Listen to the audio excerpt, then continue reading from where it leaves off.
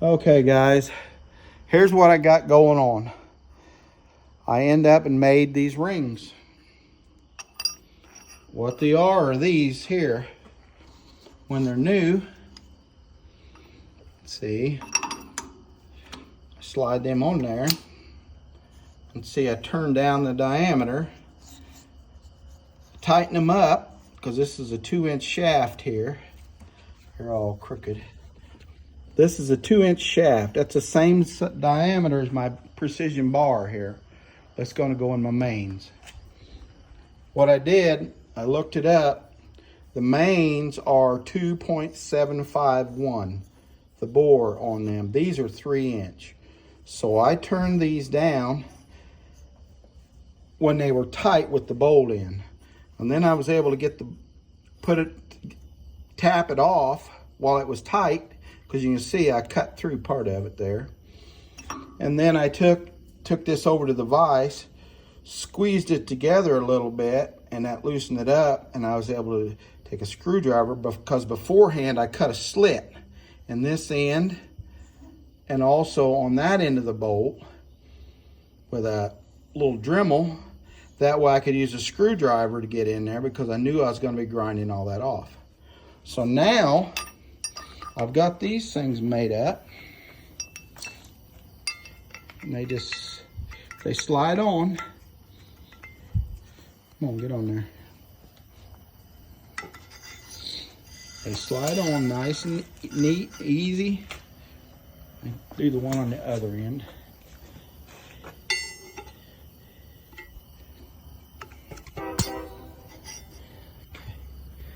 But when I end up and get it up here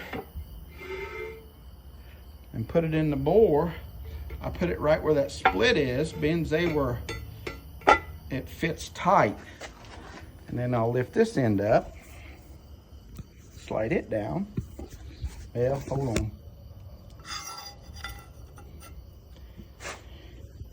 See, I slid this one down, and then when I lay that in there, it tightens it up just enough. See, there's no play whatsoever. It won't even turn. And then the main caps fit right down over top of it, because it's the factory dimensions.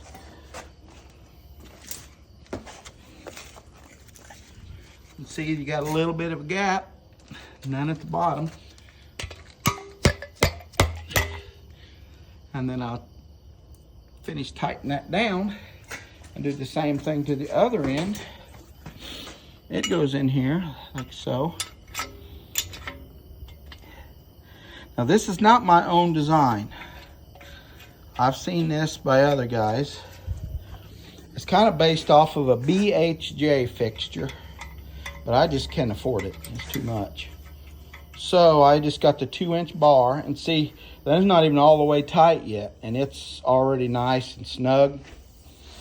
And then I'm gonna center this up into here, in the end of that, right? It won't go past here because of the engine stand.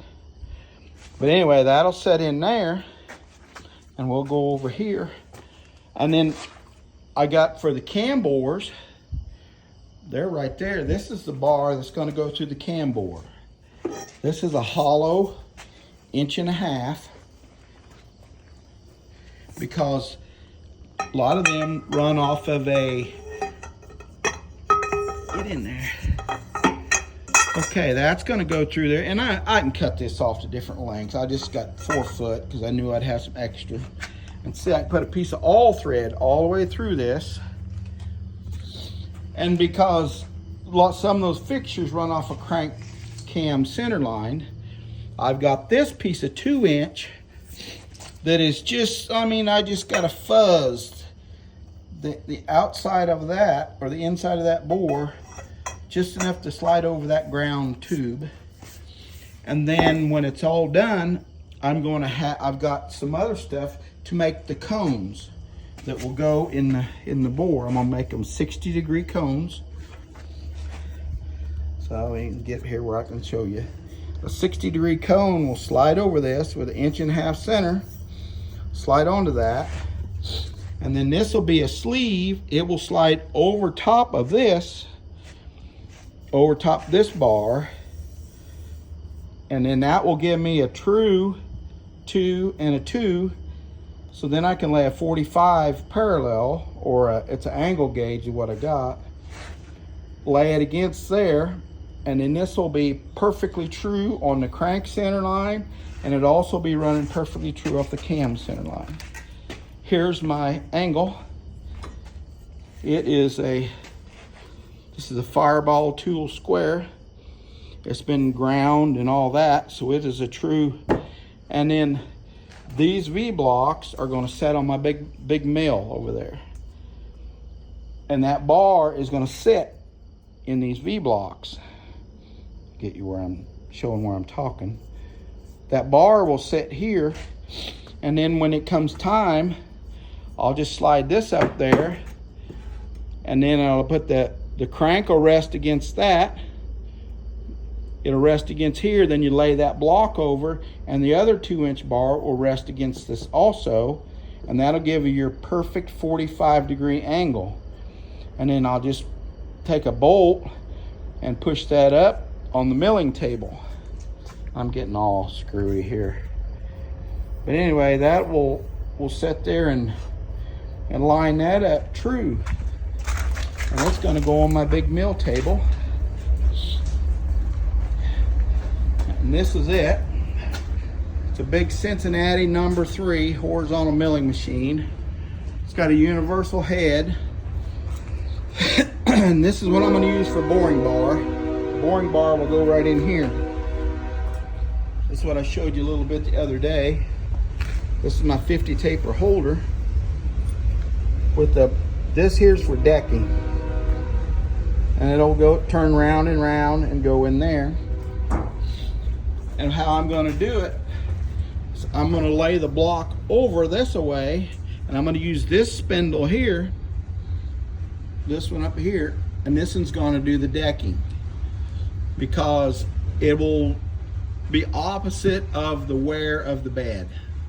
I watched another YouTuber, Brian Block,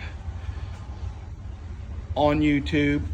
He's got a big older machine, and that's what he does to compensate for any wear that's in it. So I'll lay the block down, and then when I run it this way, if there's any droop in the table, you know, where it goes from one end down to the other, you know, because some of these old big beds over time, I mean, this thing is 70 some years old. It's a 43, I think. They get a little droop in them over time. So if I do that, then when I'm cutting this edge along here, where that block will be laying more, the head surface will lay here, and then it will be running perfectly true with it across opposite of the wear. And then if I need to bore, I'm going to use this boring bar, and it'll be the same way. It will run opposite the boring bar, because this will be stationary. This here will be stationary with the boring bar in it. And it'll come down here about 10 inches. And then if I want to bore it, I'll set it up on the 45 degrees so it's sitting straight up. And then I've got I forget what they call the thing, but it's a centering locator. So I can put it in there, and then I can bore it whatever depth all the way to the bottom, because I want to have a 10-inch bar that goes in this 4-inch. This is a 4-inch milling, or a boring head.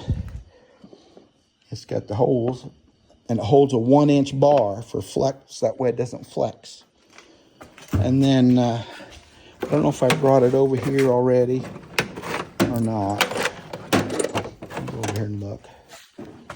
Let's see what I did with it.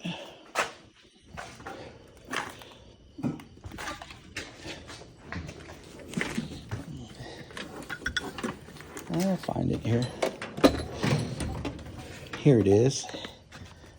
This here is a long 1-inch boring bar. Lay you down. I'm still learning. See, this here's a 1-inch bar with carbide inserts. It's 12 inches long, so it'll go up in that head, and then it will sweep down through there, and I'm just taking little bitty cuts, and then that'll run up and down, and it'll bore that engine whatever diameter I want. And then I've got a dial bore gauge, a long one that I got set up over there, and I've got micrometers and all that. It's what I got, and it'll work. You know, I can't afford no, you know, $30,000 like sunning machine or whatever. And then I will buy one of those Lyle hones, those 1500 hones that you can actually set the diameter on. And it ought to do pretty good. I've got a couple engines. The first one I want to do, I'm going to deck this LS 6-liter. It said it was getting hot, and the guy got up, thought the head gasket was bad. So I don't really want to just throw a head gasket on it. I want to deck it first. And these are the 317 heads. I'm looking for some different ones, because I'm looking for some 706s or something like that. This is the flat tops, and it'll come up with some, you know, have a lot of more compression, but anyway, this is what I got done tonight, and you can see it is a perfect fit right through there, lines up perfect. And I've bought a set of 10 of these rings. So I've got one back there. I got a small block 400 that takes the bigger ones, and I'm going to do that. And I've also got a big block 454 back there, over on the other side, back in the dark, that I'm wanting to do as well. You know, it's something I've always wanted to do, was do engine work. And I've got a good daytime job. So this is my hobby job. And I've been able to afford different machines, and I do a little work for a local company here just every now and then. But I can afford to buy a few more machines and stuff. And then, like I said, that cabinet that I put together the other night, I'm not all the way done with it. It is going to be a glass bead hydroblast cabinet for cleaning aluminum and stuff. I just got to get it put together. So anyway, guys, I will let you go for this evening. Thank you for watching. You know, I'm just starting out on this. I'm learning. Watched a lot of videos, but these are the first ones I've ever made. Oh, here's the bolts that I turned and got out. Zoom in a little bit. Maybe you can see them. Will it go? Come on, zoom in. Zoom, there you go. And see, you can tell I took a cutoff wheel and I put a slot in the bottom and a slot in the top, because I knew I was going to be grinding or turning the heads off. So those are the bolts that I took out of there. And like I say, it worked pretty good. Once I put them in the vise and squeezed it together a little bit, squeezed it together, and it took the tension off the bolt and come right out, easy peasy.